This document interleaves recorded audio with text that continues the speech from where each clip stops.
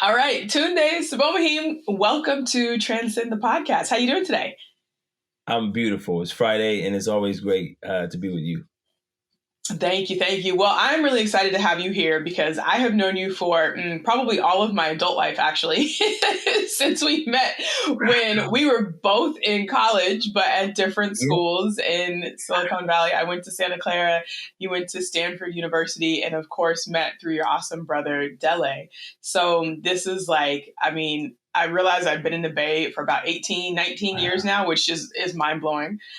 For those of you listening, we also both grew up in Portland, so there's a lot of synchronicity here. But it's been an awesome 20-year friendship between the two of us. And Tunde is doing amazing work within the community and is one of the co-founders of StreetCode Academy in East Palo Alto. Can you tell us a little bit about what StreetCode is? Yeah, but you're gonna have to. You can't just say 20 years and throw back just all the history we have and not come back to that. That's an incredible history. Thank you for putting that in context. That we both grew up in Portland, but now call the Bay our home, and it really is because 20 years out here is made for our home. Portland will always be the roots, always be the home, but we have certainly grounded ourselves here. So that was dope. Thank you for reminding me and all of us. All right, so street code. So let me throw street code back all the way to connected to those roots in Portland. Growing up in Portland, Oregon, being a part of what I think some of the best programs in the country. At the time, I was part of Prospective Gents Club. Growing up, which was the African-based Rites of Passage program that had 100 Black male youth involved in understanding spirituality, scholarship, culture awareness, time management, time spent with positive adults, community service, and respect, right? We were grounded in these real solid principles. I had mentors like Michael Chappie Grice, one of the best educators in the country, has literally been a superintendent across the country, has created programs for our communities to be educated, has taught young kids how to fly aviation. I mean, these were the men that were seeding into me. And I came from a family that cares about service. So both my mom and my father committed their lives to service. So I brought all that with me, and that was who I was coming into the Bay, and coming into Stanford University, which was to me had just kind of advanced the scope I already was creating, right? And in that expansion of the scope around how do you serve community in the best way, in my first 2 years at Stanford, I came across Jesse Jackson, who was doing a tour, and he brought the message around digital divide to the Bay Area. And this idea that the fourth civil rights movement, as he called it, was actually economic empowerment. It was like, we have the right to vote, we're free from slavery, we're legally integrated. All those things are sort of, right? But but in terms of giving credit to the freedom fighters who fought and won those fights, right? It was like, all right, now we have to fight and win this economic empowerment. We still don't have access to the full sense of freedom because we don't have economics. And so the key to that economics, as Jesse Jackson was calling it back in 1998, 1999, was technology. That was going to unlock people's ability, because he saw, in the broad sense of the term, or the broad sense of the idea, that technology was going to impact every single aspect of our lives, right? And so here we are on this podcast, you as a lawyer, me as a kind of a civil servant, and we're using technology, to advance our work. And so he saw that and was like, look, we need to be involved in that. And that captivated me, not because I was as a technologist, because I was a community, I wanted to be like Dr. King. I wanted to advance the kind of mission so that's where the seed for Street Code kind of, and I'm a co-founder, right? So there are plenty of other seeds of the people who came to it, but that was my seed. That was my first kind of like, wow, this is, and I did some stuff at Stanford around that, working with prisoners. I went back to Portland and worked with juvenile folks coming out of the system and teach them technology skills. And we explored kind of that whole um, recidivism path and how technology and access could help. But those were decades ago. Mm-hmm. And because I went actually back to Portland, wanted to teach some high schoolers how to make websites. I wanted to Mm-hmm. walk down MLK Boulevard, knock on everybody's door and say, "Do you have a website?" If they said no, we said we can make one for you at a Mm-hmm. small fee. And I wanted to make money with teenagers, fellow teenagers. Mm-hmm. My first summer back from college, Mm-hmm. and nobody wanted to do it with me. There was nobody there, and I had the computer cluster reserved. I knew the path we were gonna do. I knew that I had a sense that this was gonna really pop and be a good business. And there were nobody that wanted to spend their summer learning technology skills. Nobody wanted to spend their summer building websites. And so that actually created, and I was given this because this is all part of like the time when we started to know each other. Because the no's of those students actually caused us to create Isfachi, which was to say, all right, if you don't want to build, if you don't see it now, let's use fashion, athletics, community, and entertainment to then wake us up to the possibilities of our future, right? So we started doing the t-shirts, which you were around for. We started cutting hair, which you were around for. We started doing community events, which you were around for. Did all the fashion, which you were around for. And then 7 years ago, after that big stint in Delhi still running Isfachi, so that idea around technology came back up, and it was like, okay, now the time is right. People did want to spend their summers doing web design. People did want to spend their summers doing business, and so here now we've built from that same seed StreetCode Academy, which now offers free technology classes, and we've grown from 20 students in that first class to serving over 3,000 last year. Wow, that's amazing. I want to touch on something that you said real quick, though, because you said that first summer you came back, you were knocking on doors and you kept hearing no. You kept hearing no. You kept hearing no. Mm-hmm. And many other people would have probably taken that no and said, okay, I don't have a good idea. Forget it. Nobody wants to do it. Let's pivot to the next thing, or let's drop this and go to the next thing.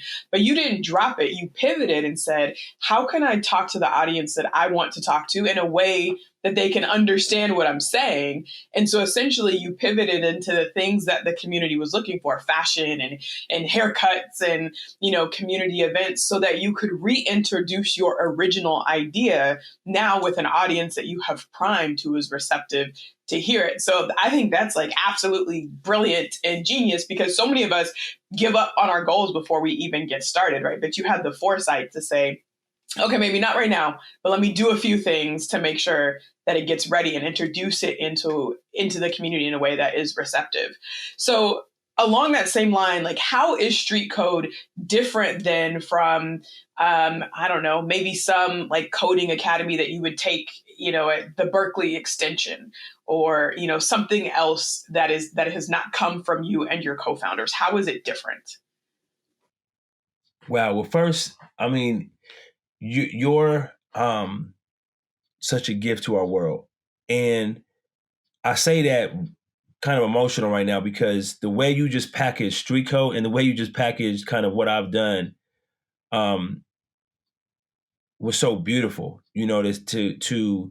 Um, I just appreciate that. And I've heard you talk about voting rights, or the elections, or the host of other things that you've kind of share with our community. And I just think our world is very fortunate to have you as a voice, as a thought leader, as a educator. Really, I think at the core, you just break things down. So I thank you for repeating back, what I took 20 minutes to say. You said you wrapped it up so beautifully. So thank you. Well, thank you for your words. You're gonna make me emotional. Yeah, yeah. No, good. So how we different? Well, from Berkeley, we're way different. I'll kind of zoom in to like what makes us ultimately different. Maybe there's three distinct ways. I think the first thing is that we're community centered, um, and or maybe I'll say community based. Um, and so that's interesting, right? Because you walk on a Berkeley's campus, And for us, I didn't realize this, but it's being black, having pigmentation in our skin, um, that just automatically in America puts us at disease. You know what I mean? It's dis-ease. It's kind of like it's harder to walk on some of these mainstream campuses and feel welcome, right? And so that's just one big thing, right? Because we're community based, that means we're going to be inside a community, presumably in a community that you know, trust, and feel safe in, right? And you have some connections to. So that's one kind of obvious difference between a lot of different coding opportunities and ours. I'll give you this one point, which I think you will love. This was the insight that came to us from a dude named Dimitri Sanders, but I think this is so phenomenal. Dimitri, I also grew up in Portland, shout out, and we grew up together. But he identified this thing that I actually experienced in my family, but couldn't recognize it, which is that most of us get an introduction to technology, and it's actually a negative introduction to technology. Now, what am I trying to say? A lot of us focus on, okay, we just got to get our communities exposed. We got to get our communities introduced to technology, and we kind of like flat stop right there, you know. And so I have kids, and so my job as a parent is to just introduce them to technology. But what Dimitri found was that, or kind of toyed with, introduce the idea that, hold on, introduction doesn't mean it's a good thing. In fact, it could be a hurtful thing, because how many of us were introduced to something, and because it was introduced in the wrong way, we never came back to it. We never returned to it. And we call that a negative introduction to technology. So let's say your first introduction to technology was at this Berkeley extension. Now I didn't go to Berkeley. I didn't do any Berkeley programs. In fact, the only Berkeley programs I know, shout out to Smash, were phenomenal. But let's imagine that Berkeley was not able to make that a phenomenal experience for my son or daughter.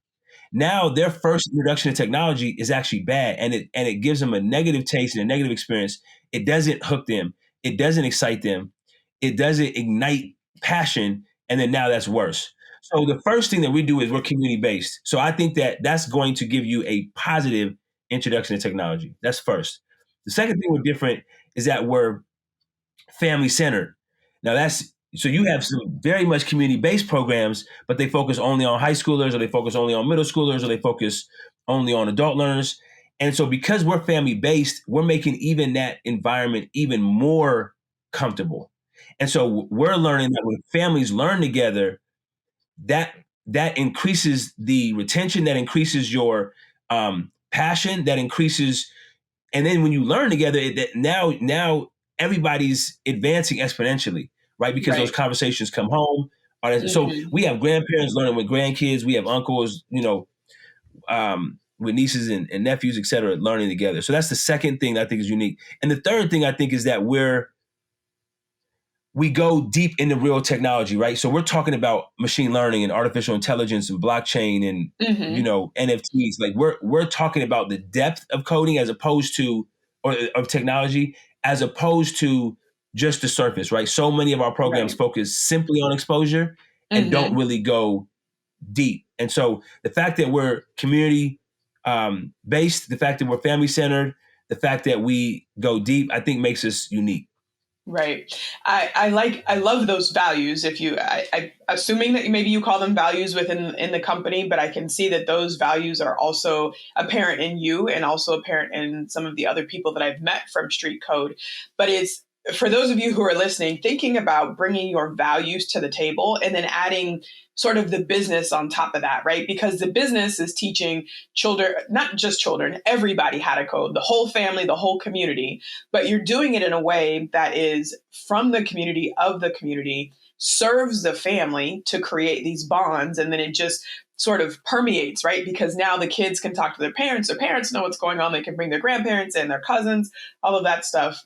And then also really teaching the coders to go deep in their knowledge instead of just introducing. There are a lot of things and programs that will teach us how to use technology, but not how to be developers of technology. And tying it back to what you said in the beginning, and Jesse Jackson's message, and also my message about economic empowerment in the community, we have to learn how to do these things deeply so we can be really, really good at them and then create whatever we need to create instead of just being a really efficient user of the technology or of the business services. We need to learn how to create that real intense understanding so it just becomes a part of us. Because once you learn something, no one can ever take that away. You develop the skill, you keep developing it, and your opportunities just open. So I really appreciate that.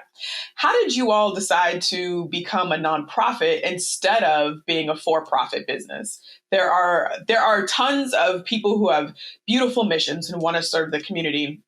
And if they come to me, I have a real conversation about, nonprofits sound really good, but it's not free. It's not free money, right? You still have to figure out how to run the business, keep it afloat, pay the people who are working. You don't want to be a part of that nonprofit scheme where we're overtaxed and, paying people peanuts, especially if you were trying to serve the Black and Brown community, because it's not sustainable that way. So how did you all decide to be a nonprofit? And then the second question behind that is, how do you run the business in a way that is life-giving to the employees instead of equally as taxing, because you're not, that's kind of a bad question. I mean, see if I can rephrase that. How do you run it in a way that is sustaining for your employees as well as for the community? Because so many nonprofits do great work, but drain their employees.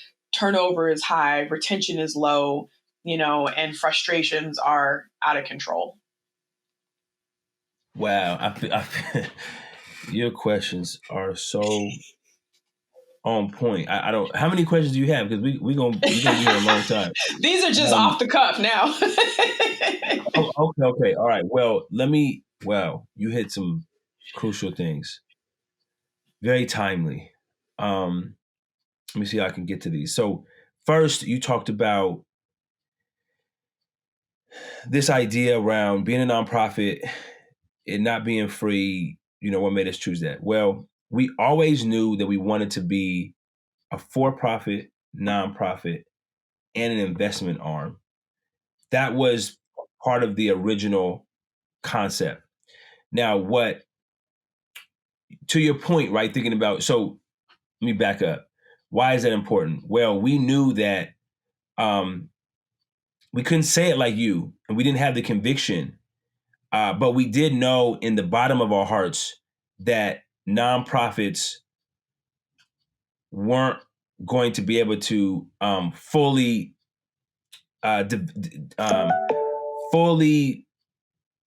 connect us to the mission that Jesse Jackson was talking about, economic empowerment. That's not our key to economic empowerment. So if nonprofits are not going to really connect us fully, then we can't only do that, right? That can't only be our vehicle. We have to do it in concert with the things that will. And so things like access to capital is a big part of that, right? And so thinking about how can we funnel money our way, and then thinking about, well, how do we be a launching pad for businesses doing the things that you're doing with your work? That was central. That's we need those things. Now, I didn't know the Oshers at that time, right? For me, those people to help think about how to do, what to do, what vehicle, we didn't have that. And we didn't have people who were, in fact, one of the reasons StreetCode was created was because we didn't have people helping us create businesses in our community. We did not have, so those things are needed. But given the landscape we were in, we said, now how do we kickstart this? How do we do this effectively? And in Silicon Valley, because there is this relationship between tons of wealth being surrounding East Palo Alto and East Palo Alto having need, especially in this technology education, nonprofit felt like a viable way to kind of kickstart that entire ecosystem, right? And so there were people we knew and we knew nonprofit people that we knew that said, "Hey, I have a lot of money and I want communities to advance. So I wanted this mission." So we actually started with a very generous donation from the chief product officer of Facebook named Chris Cox, who gave us really a whole 2-year runway. That doesn't happen often in nonprofits, and we were fortunate to do that. So that's a tremendous blessing, right? I don't think we would be having the path that we had it not been. And so shout out to Chris for being able to do sort of an unorthodox type of gift. Shout out to um, someone who saw a potential and really invested in that. And that's going to take, whether you're for profit, nonprofit, we're going to need people who to invest in us in that kind of way. And so that was special. So now, fast forward to now, and so yes, there's a lot of work to fundraise, and that could be a whole nother podcast. Just how do you fundraise for nonprofits? But that's a real task. It's not easy, but now that we've done that, we've grown our budget. We're almost a $3 million organization. We've grown both in students served, in staff, in budget raised from, that kind of first $300,000 budget, now $3 million. So we've kind of 10x to the budget. We've grown staff members from being just 3 kind of part-time, and now we got 15 full-time people and 25 part-time, and almost 100 volunteers that come through, mentors. So we've certainly learned some things in that journey. But now we're at a point where I'm at now. I'm on a sabbatical, and this sabbatical, I'm 2 weeks into a sabbatical, and that sabbatical speaks to 2 things. One, it speaks to the burnout that you talked about, right? How do we, especially in nonprofit, especially in mission work, give our employees, starting with myself, as the CEO, the investment, rest mentally, spiritually, to be able to sustain this work. And we've always thought about how do we do that, right? We pay folks as kind of, we push to pay people as best we can, right, in the nonprofit world, because we know people are smart. They're bringing ingenuity. They're bringing, passion. They're bringing hard work, commitment, all the things that should be paid. They're bringing that, and so we deserve that kind of payment too. So we've done that. We've tried to be very flexible in terms of our schedule, and give people and be conscious of like the seasons. So we've designed that, I feel like, in a way that's thoughtful. But this sabbatical, I think, is sort of the biggest, boldest step. Is that we're saying, let's honor that work, rest, flow, right? 6 days working, 1 day off. 6 years working, 1 year off. That kind of thing is we're putting that into practice. So that's one thing. And then the second thing about the sabbatical is that from time away from StreetCode Academy, now other things can birth. And so my board has tasked me, hey, now that you're taking some time off from the day-to-day operations of StreetCode Academy, give some time to the thought of StreetCode Inc., which is that for-profit. And so now it gives us the ability to live into that dream that not only are we going to be a nonprofit, but we're also going to be a for-profit. And what does that look like? Right. Yeah, I think that's beautifully stated, especially about the piece about rest. In our communities, we don't do rest very well. Rest also oftentimes is a luxury. So, when you are building these businesses, whether nonprofit or for-profit, really think about, what do you need to recharge? What do you need to be sustainable? Because you can only go 100 miles an hour for so long. Vehicles run out of gas at some point. Humans run out of gas at some point. So building in that, that rest piece is super important. And that also speaks, I think, to the team that you have around you to be able to feel comfortable stepping away and knowing that the operations are going to continue. So how did you build out the team around you? I mean, not going into nitty gritty details, but what were some of the big picture ideas? I tend to tell people, don't duplicate your own skill set.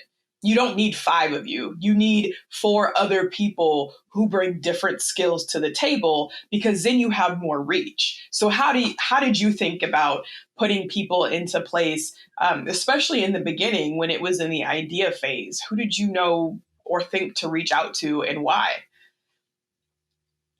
Wow, no, these are so, and you have a lot of these thoughts, and you're helping us as entrepreneurs reach our dreams, right? And so I appreciate all the input and the feedback that you're giving us as entrepreneurs. So for me, the word that I can't kick is trust, and it's probably overstated and so such a broad word. So let me try to give you a little detail into what I mean. The first thing is that when we started Street Code, we had to continually make a decision between, my brother says, Dele says, character and chemistry over competence. I love that. And he's giving us that because it basically is like we sometimes always tend to overvalue competence. And we undervalue things like character and chemistry, which, you know, that is really what sustained us, right? So we take a look at who we had fundraising for our first, 5, 6 years. We didn't have anybody who had skills in development, or in fundraising. But what we did have were people who were going to come at it with incredible integrity, and were going to, work hard and be part of the team, and do what it takes to be part of the team. And we had that same piece with the operations. Now we did have varying skills, right? I was somebody who lived in vision. I was somebody who lived directly with community. We had Frederick Alexander as a co-founder when we started the program. There were for my brother Justin Phipps, my sister Heather Starnes, David Chapman. There were others that kind of started as a program, but then we had to create this as an organization. And when we sat around the table and had to fill out that IRS tax stuff, there were people who really knew how to fill those things out. Right, that was Jasmine. She's been our chief operating officer, and she's now this interim CEO. But she was an event planner at the time. Like, she was good with details. She knew how to follow through. For me, I kind of lived in vision. There were things that wouldn't always get taken care of, or wouldn't always, the loops wouldn't always connect, right? So because I'm constantly moving and thinking about vision, and they allowed me to do that while they kind of help connect the dots. Frederick was phenomenal in campaign. He was phenomenal in, messaging. He was phenomenal in brand and kind of storytelling. So we had all these people come to the table.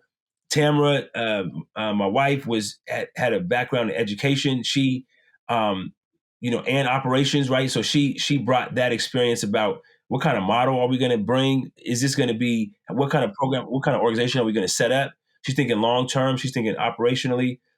And then Squint was another person who had social capital, knew community, knew how to, tell stories, et cetera. So we had all those people kind of come to the table and think about, how do we build this organization? So then we had board, right? And board played their part because they had different capacities. So it speaks to it speaks to like the different, pieces playing their part to make the whole.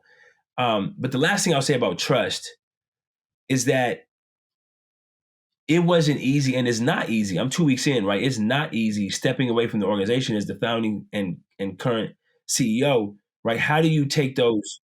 I hold a lot of work. I have a lot of experience in this. Taking me away from the table leaves things that we could try to assume, but it also leaves things that we just don't know. And so it has poured on my ability to trust my team, and ultimately trust God, if I was going to be 100% honest, because ultimately I'm saying, God, I believe that it's you doing this work through us, that it's not me doing the work on my own.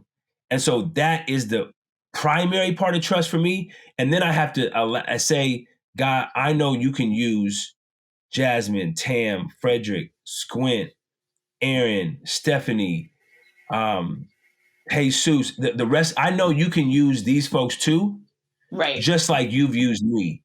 And let me trust them in that process. It's not easy, but I think it is valuable because it allows us to recharge. It allows us to step back. We're calling a sabbatical, a step back to level up, right? And now if I'm stepping back, other people are leveling up. The organization levels up, the mission levels up, and so do I. I get to recharge. So That's where we're Right. at.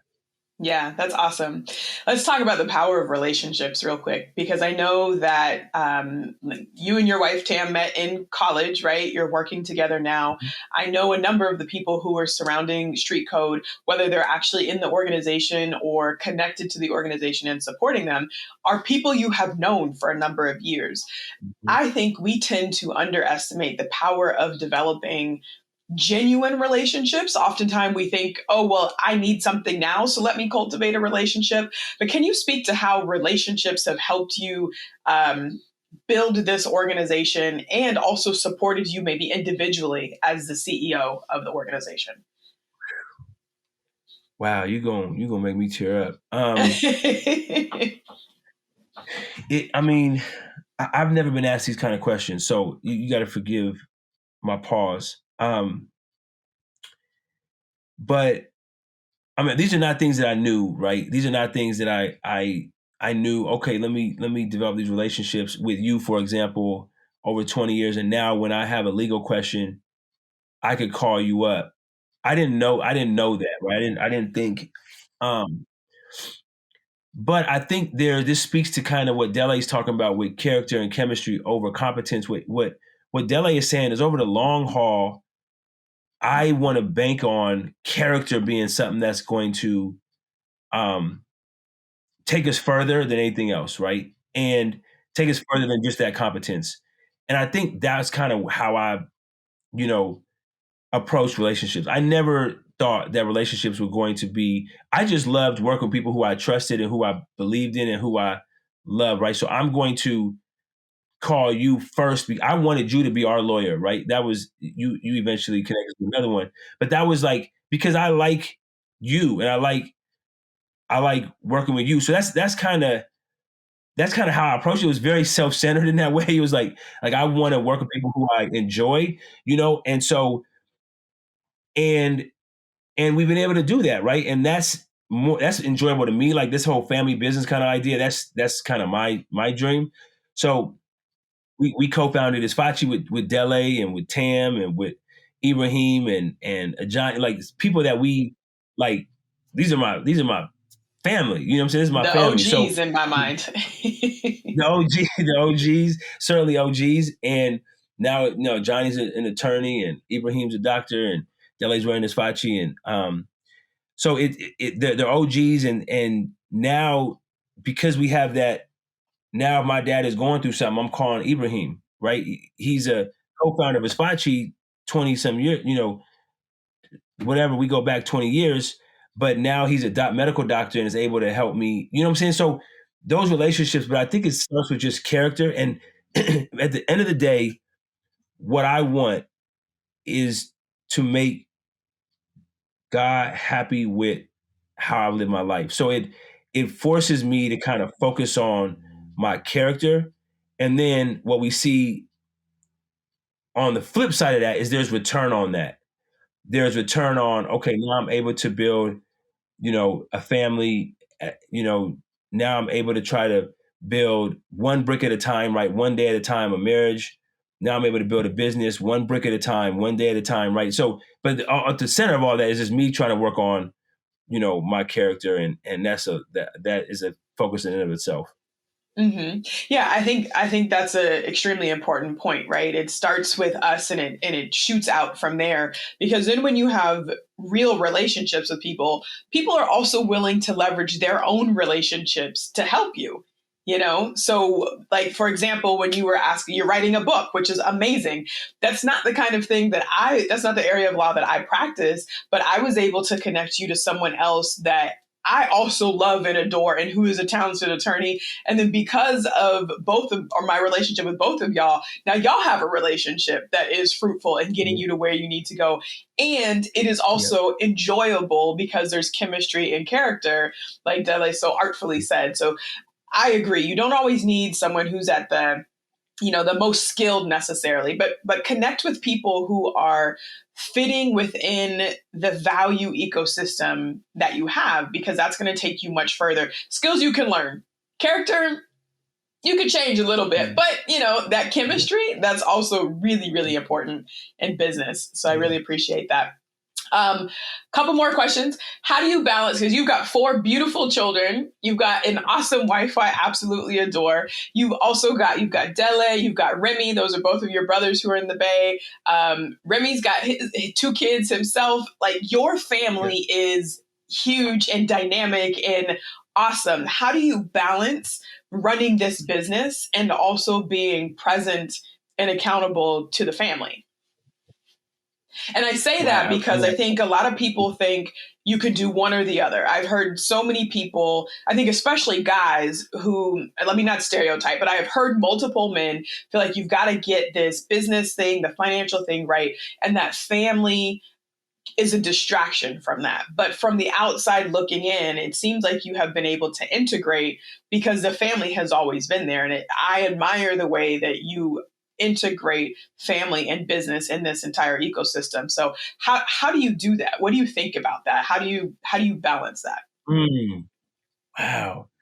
I love these questions. Okay, so thank you for those kind words, and I feel the same way about my family. I feel fortunate to be a part of the family I have, so I appreciate that. One, let me just acknowledge that you know I don't balance that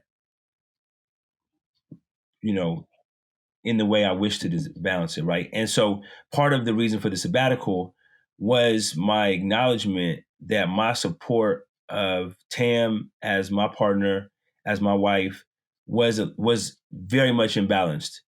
Um, and it would take a lot of years for us to like kind of rescope that balance. But me taking a sabbatical as she pursues her PhD is one way to kind of, you know, to try to level that out. Similarly with the kids, right? Because they're it flies by, and so now I feel like our kids are on their way out towards college, um and so I want that time, right? So that sabbatical helped me kind of like level out, and I think one of the compelling arguments for the sabbatical was this idea of save and kind of put in work for 6 years, and then that seventh year pour back in, right? And save. And so the idea is somebody's like, man, I can't, how would I ever be able to do that? Well, the brother Andy Crouch, who kind of seeded the idea of sabbatical for me, said, we understand save and rest. It's called retirement, right? We save all this money over time and then we hope that we retire at the end. But why retire when I'm 70 years old, 65 years old, my kids are grown? Why not distribute that save and rest while my kids are still with me, right? And so I get to like this morning when I drove my kid to work, when I drove my son to school, I was able to just witness. We had 40 minutes in the car. It was completely silent. And I just was able to listen to him eat an orange, read his book, and I just was admiring my son, you know what I mean, for 40 minutes, like just and that kind of time, right? Without me thinking about work, without me thinking about everything, like just to be there, that's valuable, and I'm grateful for those. So I'm trying to learn how to balance those. But to the brothers or to the sisters or to whomever was thinking like, man, this family's gonna be a distraction. I don't agree with that, and I understand it, and I'm not mad at the logic. And I'm not mad if my kid said that. I would give him my points, and I would support it. But I do think that my perspective has been, and my experience has been, no, that family has been integral. I would not, street code would not be family based if it wasn't for my son Tayo. So my son Tayo at 9 years old learned how to code. 11 years old, built a game, flew to, got flown to Saudi Arabia, Tam, myself, and him, so that he could speak to the Saudi Arabian youth about technology. And it opened up my eyes that no, technology is not just for 16 to 24-year-olds, which is what we were doing originally. So it opened up my mind, right? When every time I do some street code, I'm asking them, how do y'all feel about that? Right. And so I'm gonna be a worse CEO at street code with them out of the house. Right. I'm just giving you one like practical thing, right? So I'm not, my profession is, yes, it's hard to stop your day at 3:30 to go pick up a kid, or your Saturdays are taking them to soccer games.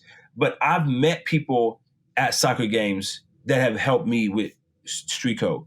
The supporters of Street Code are largely people that I know from my kids' schools. So it's advanced. And so I think we need to chase what's important to us first. And if family is that, then do that and trust that those things can be built on top of that. And that speaks to your, I think you probably could say it better, but just how you build those values first and then you build on top of those values. And family is that. Yeah, I love it. I love it. All right. Last question for you before, well, second to last question. What is one piece of advice? It doesn't have to be the best piece, but the piece of advice you can think of right now for Black and Brown entrepreneurs who are looking to build a business and leave a legacy. And it could be, I'll help you out a little bit. It could be something that you wish you would have known before you started, or just whatever you think a really good piece of advice is. Okay, that's good. I like the piece I wish I would have known. I'll tell you what came to my mind first and see if your second sub question changes it.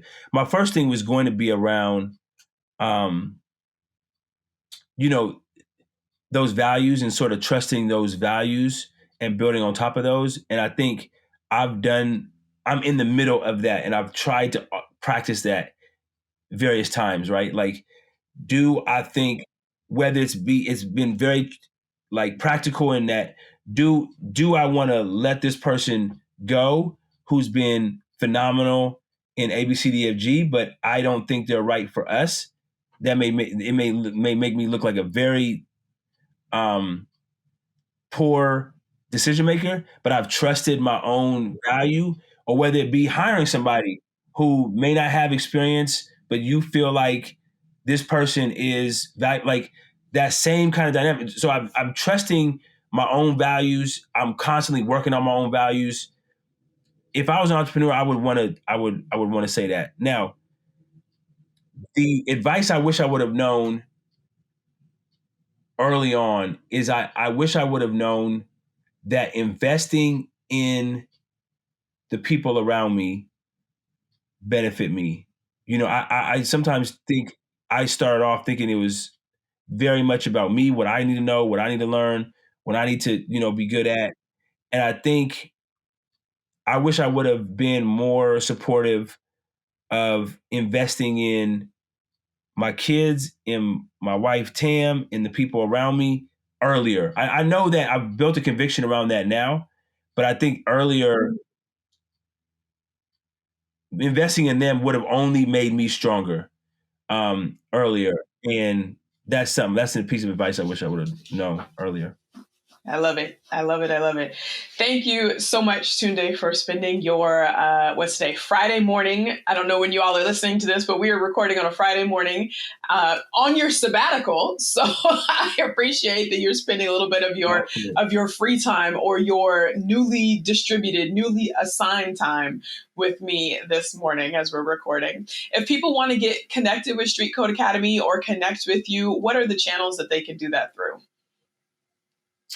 Our website is the best kind of central piece. www.streetcode.org is our website, and we're on all the social platforms, so they can follow us there too. Perfect. Thank you so much. Thank you, Asha.